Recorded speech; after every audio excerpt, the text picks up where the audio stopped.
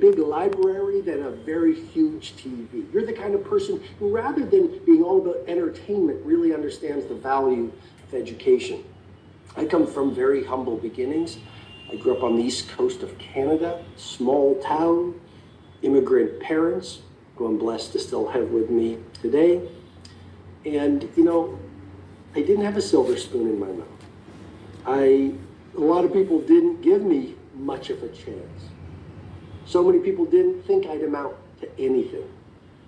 But what was most helpful to me was learning and books and going to conferences and having mentors and being open to new ideas that would disrupt the way I saw the world.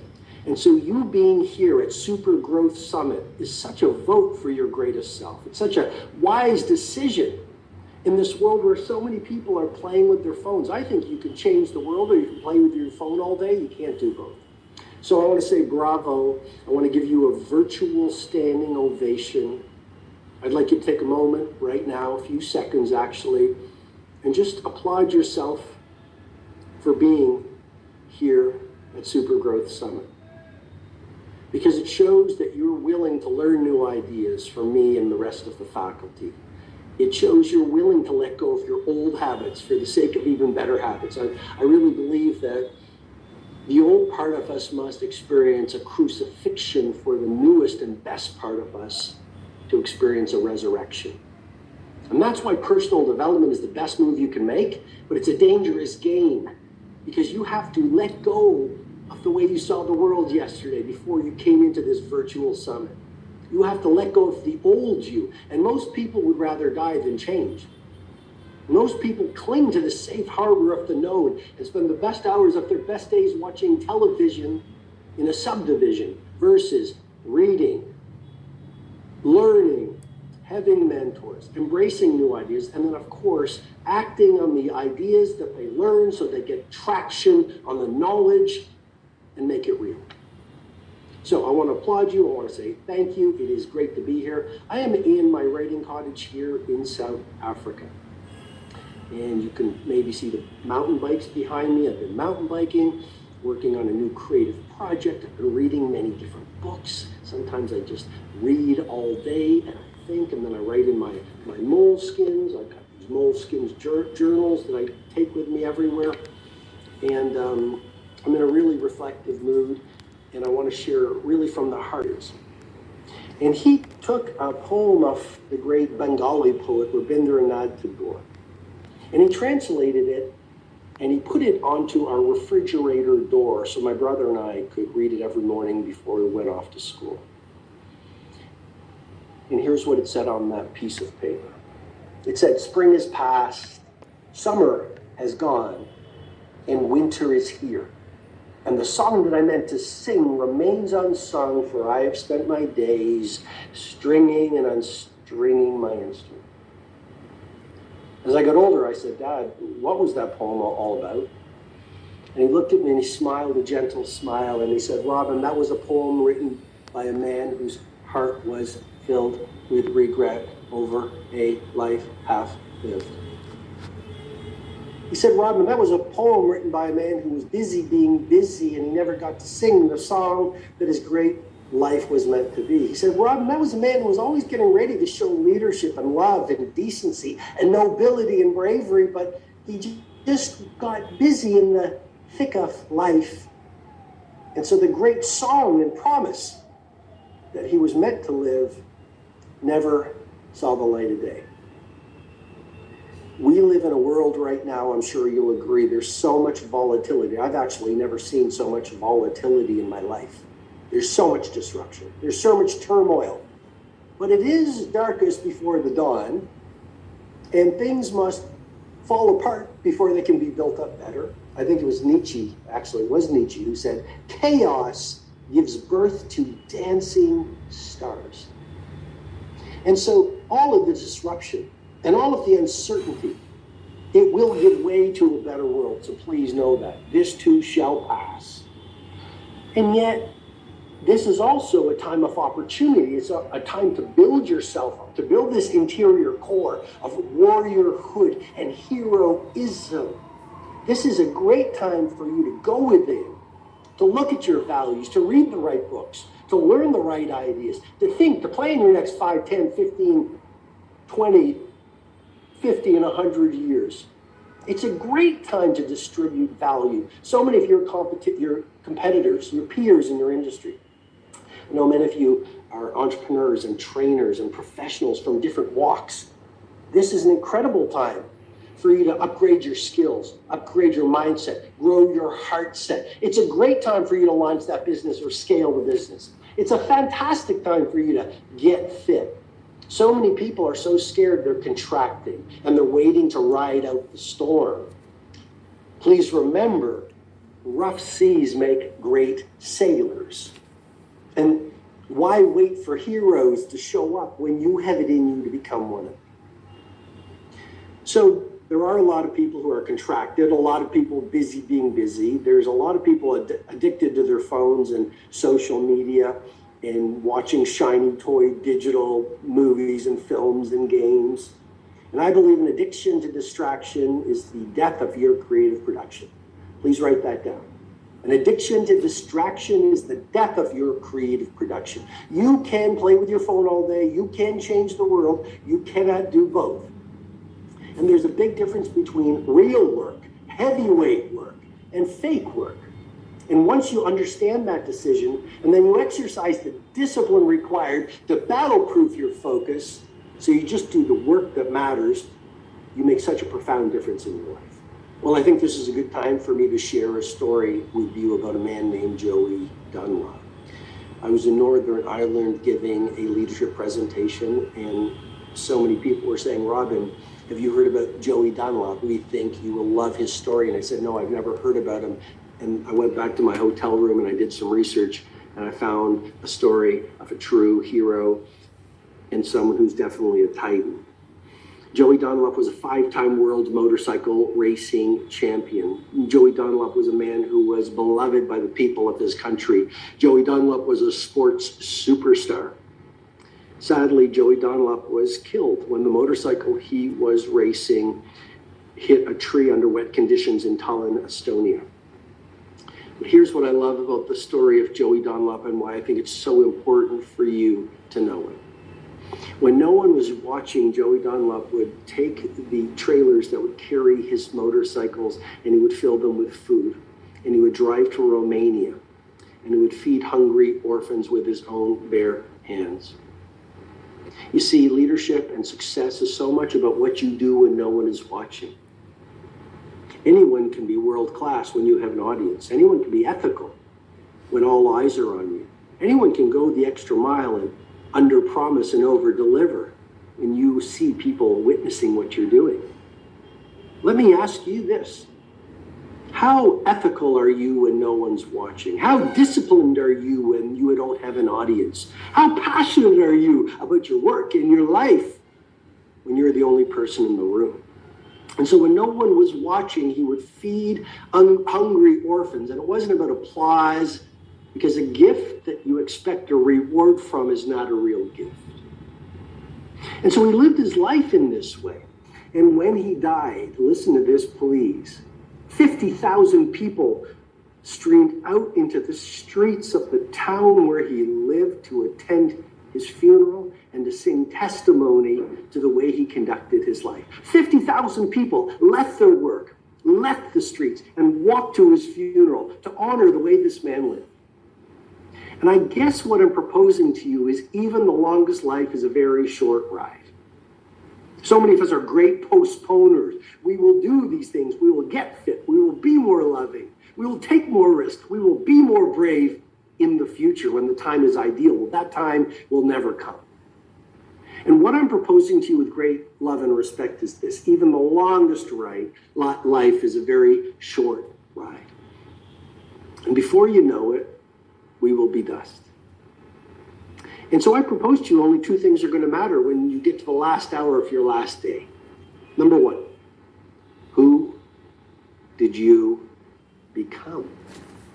Did you use your trials to build triumphs? Who did you become? Did you use your work to grow in self-honor by pushing only magic into the marketplace? Who did you become In an industry where people were looking for the cash grab, were you the person who offered ridiculous amounts of value? Who did you become? Did you listen to the great symphonies, and did you take the great travels and allow the beauty of the world to shape you? Who did you become? Did you read the great books? Who did you become? Did you learn to have 3-hour meals with your family as the sun set? Who did you become? Were you ethical, honorable, loving, decent, brave, excellent in a world where too many people are card-carrying members of the cult of mediocrity?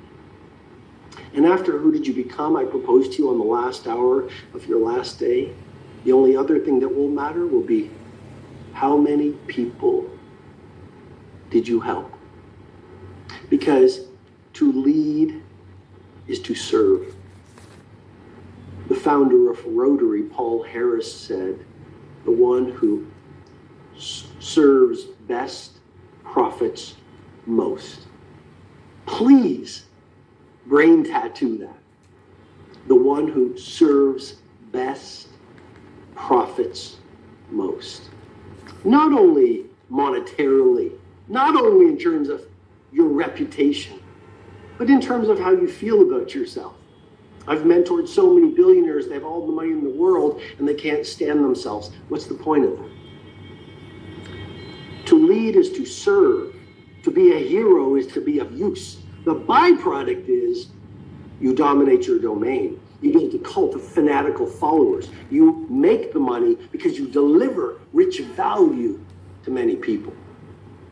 When I was growing up, my dad translated a Sanskrit line into English, and he used to say, Robin, when you were born, you cried while the world rejoiced. He said, son, live your life in such a way that when you die, the world cries while you rejoice.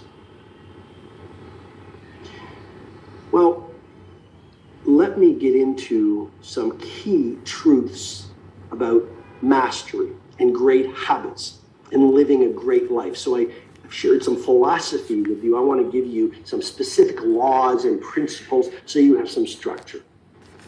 I would say, though, we live in a world where so many people say, Robin, give us the tactics, give us the methods. Please write this down. Methodology without philosophy is a hollow victory. Methodology without philosophy is a hollow victory. So you can have the right methods, but if you haven't articulated a philosophy for your life, in other words, what is my personal Mount Everest? What are my top 5 values? What does success mean to me? Warren Buffett was asked, how do you define success? He says it's important to develop your own scoreboard. You've got to figure out what success means to you. Otherwise, you could live your mother's life or your father's life or your neighbor's life or society's life, but betray yourself. I think it's better to fail at the world's definition of success and win at your own definition of success. So please just remember that idea. Methodology without philosophy is a hollow victory. You want to know your philosophy. You want to know your personal Mount Everest. You want to know the truths of how you want to conduct your life. And then you want to take the methods and get you to your mountaintop. Otherwise, you might spend the best hours of your best days elegantly, efficiently, using methods that get you up the wrong mountain. And a life is a tragic thing to waste. Okay, let's go. Law number 1, shift from victimhood to heroism. Victims. There's a lot of people playing or operating like victims in the world today. And you can tell a victim not only because they complain, excuse, and blame. Complain, excuse, and blame. C-E-B. C-E-B. Avoid that virus at all costs. Victims complain, they excuse, and they blame. Once you strip out those 3 elements from your life, watch what happens to your productivity, your performance, and your happiness. The thing about a victim is they give away their power to external events. They say it's because of my childhood I can't radiate positivity. It's because of the economy and what's going on in the world right now that I can't develop my skill set and dominate my domain. It's because I'm really busy right now, playing with my phone, looking at digital distractions, that I can't get ultra fit. By the way, fitness is a game changer. Victims blame. Leaders and everyday heroes are so different. They refuse to give away their power to external things. Their power and their access of power comes from within. They don't blame. They understand they have the power of choice. You know, when we were born, I believe we were born into genius. We were not born into victimhood. When we were born, we had sparkling eyes. When we were born, we were possibilitarians. We wanted to be astronauts. We wanted to be billionaires. We wanted to be movement makers. We wanted to be humanitarians. We wanted to be poets. We wanted to be yoga teachers. We wanted to be entrepreneurs. We dreamed. But here's what happens. After we leave the perfection of childhood, we receive this brainwashing from the world, and we receive this heart washing from our culture. These little micro programs on be average, don't dream too big, don't be too kind, don't give too much, don't be too excellent, because don't fail very often. And this programming hypnotizes us away from our primal genius. You know, I was in Thailand a number of years ago giving a leadership presentation to a large organization, and people there were telling me about a golden Buddha. They said, Robin, you must go see the golden Buddha. Everywhere I go, it's like, you've got to go see the golden Buddha. So guess what? I went to see the golden Buddha.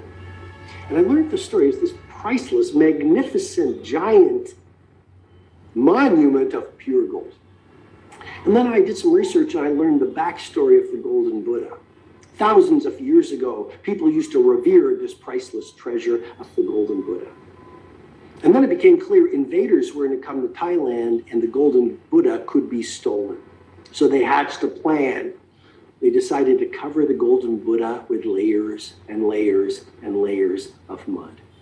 And so they got together and layer upon layer upon layer, they covered the golden Buddha, layer upon layer upon layer, until you could not see this golden Buddha. It just looked like a mountain of mud. And sure enough, the invaders came through and they missed the golden Buddha. All they saw was a mountain of mud. A few hundred years later, there's someone walking by and he looks over and there's a mountain of mud, but there's some gold peeking out, and it was shining in the afternoon sun. And so he started to chip away at the golden Buddha, layer upon layer upon layer. And then he got his friends together, layer upon layer upon layer, chipping away at the layers above the golden Buddha. And every time they moved through one layer, more of the gold shone. And they moved through another layer, and more of the gold shone. Eventually, they went through all of the mud, and there was this magnificent monument made of pure gold. You are like that. You were born into genius. You have such wisdom in you right now. You have such bravery and courage deep within you, even if you're not intimate with it right now. You already know where you need to be for your greatest life, because instinct is so much more powerful than intellect. It's just that the layers of fear and doubt and disbelief that the world has sold you might be covering your primal genius and your highest promise. And so point number one is to shift from victimhood to leadership and heroism. Start the process if you haven't. You probably already are, but to mine through the layers of mud, the fear, the doubt, the disbelief, the limiting beliefs that are covering your wisdom, your bravery, your power, your heroism. Okay, so what would be some habits to do that? Number one, get a great morning routine. Rise, yes, I'm going to say it, win the battle of the bed, join the 5 a.m. club, put mind over mattress. It'll take 66 days, roughly, according to the research of University College London, to install a new habit where you get to a point, they call it automaticity. Let's say that together, automaticity, where it actually becomes easier to do the new habit, in this case, getting up at 5 a.m., than to stay in bed. You see, all change is hard at first, it's messy in the middle, and it's beautiful at the end. All change is hard at first, it's messy in the middle, and it's beautiful at the end. And You want to practice getting up at 5 a.m. for 66 days until you get to a point where it's easier to get up at 5 a.m. than not to get up at 5 a.m. Now, what do you do at 5 a.m.? You can pray. You can meditate. You can exercise. But the first way to move through the layers is to give yourself a 60-minute victory hour from 5 to 6 every morning. It'll be messy for about 66 days. Then you will have such an incredible psychological advantage. You will be up, everyone else is sleeping. There is such quietude in the air at 5 a.m. And you're running on a treadmill, or you're doing yoga, or you're doing jumping jacks, or you're out for a run. And you're activating a pharmacy of mastery. You're releasing dopamine, the inspirational neurotransmitter. You're really reducing cortisol, the fear hormone. You're releasing serotonin, the pleasure neurotransmitter. You're releasing BDNF, brain-derived neurotrophic factor, which upgrades and optimizes your brain. So the first habit to move through these layers is the victory hour. Second habit I suggested is morning exercise. You know, in one culture, they say when we are young, we would give up all of our health for wealth. And when we get old and wise, we would give up all of our wealth for one day of good health. I was in Qatar for a presentation, and someone gave me a piece of paper, and he said, read it in your hotel when you get there later today. And I did. And it said, health is the crown on the well person's head that only the ill person can see. You want to be more productive. You want to be more prosperous. You want to be happier. Today, I challenge you with great love and respect. Do this. Start the process to get fit like a professional athlete. In my book, The Everyday Hero Manifesto, there's a model, the Trinity of Radiant Vitality. It talks about movement, which is all about exercise. It talks about nutrition, which is all about eating the right foods, eat clean, hydrate, supplement. And it talks about recovery, great rest. So number one, a great morning routine. Number two, morning exercise. And number three, to move through those layers, to own your heroism, keep a journal. Keeping a journal is incredibly powerful. When I've gone through difficult times in my life, I've gone to my journal and I've written about my pain, which has been a purification process for me. In my journal, I write my hopes. I write about my dreams. In my journal, if I watch a documentary where I learn some ideas, I download the ideas in my journal. Almost every morning, I write about the man I wish to become in the day ahead. I call it a pre-performance paragraph. There's another tool for you, a pre-performance paragraph. This is how you use the day ahead of you to grow stronger and to be the person that you wish to be. Second law I'm delighted to share with you is this. You can be weird or normal, but weird is a lot better. There's a great idea, which is everyone seems normal until you get to know them. And I just want to share with you that so many people are afraid to own their weirdness. But it is your weirdness that makes you so special. It is the way you see the world and the way you walk and the way that you talk, and your uniqueness is such a gift. We live in a world as never before where we're trying to be like everyone else. It's the cult of comparison. And we want to be liked by the world. So we see someone eating in a restaurant without even thinking, we go to that restaurant. We see someone wearing some clothes or driving a certain bicycle. We want that bicycle. And as human beings, we are tribal. We want to be like everyone else. Thousands of years ago on the savannah, if we left the herd, we would be killed. We would be hurt by warring tribes. We would be eaten by saber-toothed tigers. We would die of starvation. So we have developed a neurobiological instinct to be tribal. Beat that instinct by daily practice. Because you can change the world and dominate your domain, or be like everyone else. You do not get to do both. Let me please put it to you this way, and I encourage you to write this one down. To have the results only 5% of the population has, you've got to be willing to do what 95% of the population is so important. To have the results only 5% of the population has, you've got to be willing to do what 95% of the people are unwilling to do. In other words, To play in the rare air of world class, you must be unorthodox. You must be a pirate. You must be willing to be different. You must be okay being weird, strange, and laughed at. A genuine contrarian. When I think about Basquiat, and I think about Shakespeare, and I think about Beethoven, I think about Hedy Lamarr, the incredible inventor. When I think about the world changers, these people all were different from everyone else. They had different morning routines, they had different work cycles, they had different pre-sleep rituals, they have different belief systems. Because if you follow the status quo, you will not produce anything fresh and new in the marketplace. One way to look at it is like this. Every visionary was initially laughed at before they were revered. The idea of the internet, the idea of putting a man on the moon, the idea of going to Mars, the idea of an airplane when an airplane did not exist, the idea of an automobile, the idea of an iPhone. These were such disruptive ideas until they became so used by the world they became ubiquitous. So what I'm encouraging you to do is to not only leave the herd and challenge the status quo, I want you to seek out being abnormal. And I want you to trust yourself more.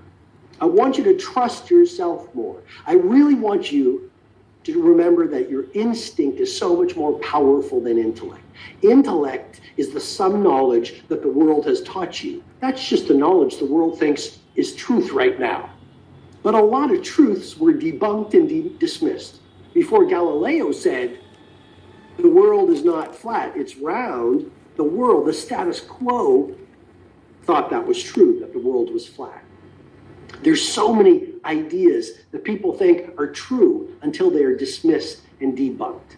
And so I want you to be a visionary, and that comes from owning your own weirdness, and even more importantly, trusting your instinct. Trusting your instinct over your intellect, because your instinct knows what is true. Which brings me to law number 3, be productive like Picasso painted. I was recently in Barcelona. I went to the Picasso Museum in the Born district, a place that I love walking through, and I was stunned by the productivity of Picasso. He had so many cycles. He would do drawings, he would do paintings, he was a cubist artist, he tried different modalities, but he was incredibly productive. One of my favorite stories, one day Picasso was in a marketplace and a woman came up to him and said, "Mr. Picasso, I'm such a huge fan. Would you please do a drawing for me?" And Picasso said, "Sure." So the woman pulled out a piece of paper and a pencil. She gave it to Mr. Picasso. And she said, "Here, Mr. Picasso, thanks for the drawing." And he did this drawing. And he gave it to the woman. And she looked at it and she said, "Ah, Mr. Picasso, fantastic." And she walked away. And he said, "Excuse me, dear lady." And she said, "Yes." And he said, "That'll be $1 million. And she said, "Oh, Mr. Picasso, come on, Mr. Picasso, $1 million. It only took you 60 seconds to do that." And he said, "Oh, my dear lady, it took me 30 years of daily practice to be able to do that in 60 seconds. And so the point is, we live in a world where people are confusing busyness with productivity. Please write that one down. Do not confuse busy with productivity. Do not confuse movement with progress. And I want you to be one of those rare air people who are monomaniacally focused on the few things that count. That is one of the secrets of genius. Minimalism versus maximalism. Do a few things really, really, really well. You know, Steve Jobs worked on the iPhone for 4 years. Then he worked on the next product for 4 years. If you look at Michelangelo's masterwork on the ceiling of the Sistine Chapel, it took him 4 years. And so what I'm encouraging you to do is to say no to most opportunities so you can say yes to the few opportunities where you can stay focused on them to create a masterwork.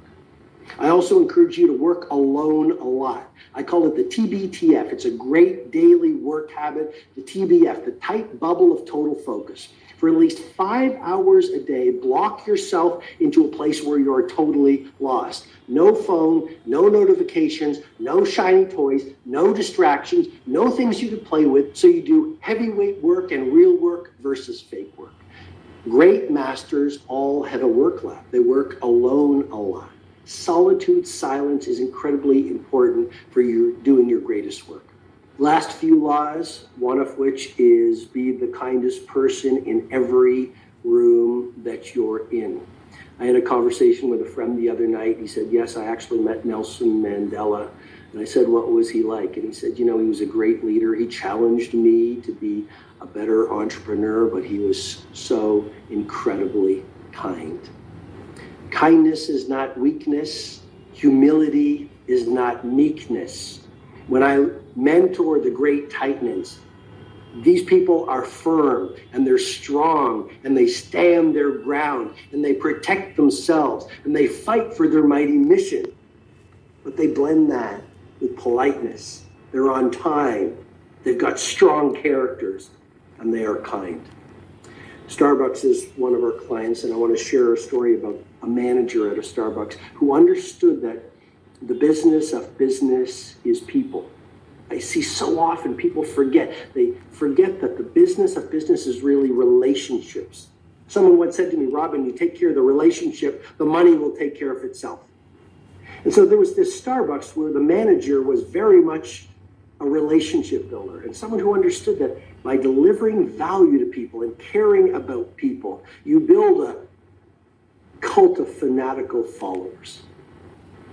And this manager of the Starbucks had a favorite customer whose name was Irene. And Irene had been a school teacher. And Irene was in her 80s. And Irene used to show up every morning at the Starbucks location holding the hands of an elderly gentleman. And every morning they would walk to the counter, order 1 cup of coffee, 2 cups, 1 pastry, and 2 forks. And when they could, they'd find the same table and they'd have a conversation, because business is a conversation. You lose the conversation with your customers, you will lose your business. And life is a conversation. You lose the conversation with your family, you'll lose the family. And self-mastery is a conversation. You lose the conversation with yourself, and you lose your sense of self and end up living someone else's life. One day, the manager noticed Irene was no longer coming to the coffee shop, so she got worried because she truly cared. 2 weeks later, she saw Irene in the bank. But Irene was no longer looking graceful and beautifully attired. Irene was looking disheveled. So the manager walked up and she said, Irene, is everything okay? And Irene said, no, everything is not okay. And the manager said, what happened? And Irene said, you know that gentleman who I come into the coffee shop with every morning? And she said, yes. And Irene said, well, that was my husband. And he took a massive stroke. And he's gone. Irene said, I don't know what to do. I don't know where to go. I don't know if I'm going to make it. The manager of the coffee shop said, why don't you come back to the coffee shop? Maybe it'll make you feel better. Why don't you come back to the coffee shop and have a cup of coffee? And Irene said, but who would I drink it with? And the manager said, I'll drink it with you.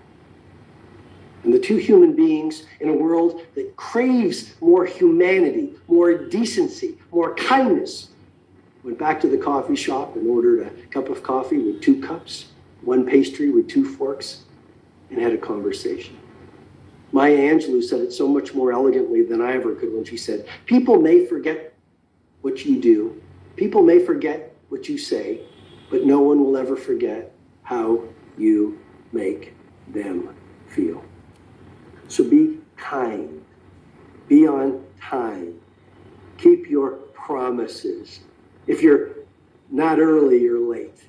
And just be a caring human being. It's so rare in this world. Final few ideas I'm going to wrap up with. Build a world-class lifestyle. There is no point in being successful and not enjoying your life. I was watching a documentary about John Paul Getty. At a point, he was the richest man in the world, but he was all alone in his mansion in the countryside of England. And he was worried about every little penny, and he was in such fear and such scarcity that he could not enjoy his art, he could not enjoy his family, he could not enjoy his wealth. So make sure you build your empires of productivity and mastery and service and maybe prosperity. But don't miss out on going to Mauritius and swimming with the dolphins. Don't miss out on going to Florence and seeing the Duomo. Don't miss out on going to the interesting places and seeing beautiful art and walking barefoot in a rain after a rainstorm, so you feel the beauty of life and you enjoy the fruits of your labor. Final idea: to lead is to be of use. Please remember that heroism has so much to do with impact. So often we forget what's most important until it's too late to do what's most important. When I was researching the monk who sold his Ferrari, I came across a curious story of an Indian Maharaja, and every morning the Indian Maharaja would celebrate his own funeral, complete with music and flowers. And all the while he'd be chanting, "I have lived fully, I have lived fully, I have lived fully." And again, I asked my father, I said, "Dad, why would this man get up every morning and celebrate his own funeral?" And my dad smiled and said, "Robin, that's easy. This man has developed a morning routine to remind him of his mortality. This man has developed a daily ritual to remind him that this day could be his last." And I don't think remembering that our lives are ultimately very short is depressing. I think it's inspiring, because it causes us to live to the point and get rid of the trivialities and the distractions and the nuisances that occupy too many good souls' days. And I want you to remember, ultimately, heroism is about making the world a better place, to make the world brighter because you are here, to be useful and helpful to people. When I was growing up, my dad did say to me, "Robin, when you were born, you cried while the world rejoiced. Live your life in such a way that when you die, the world cries while you rejoice." Or as one father said to his son on his deathbed, "Be ashamed to die until you have won a victory for humankind." So I wish you great lives, great success, and great impact. Thank you so much. Thank you so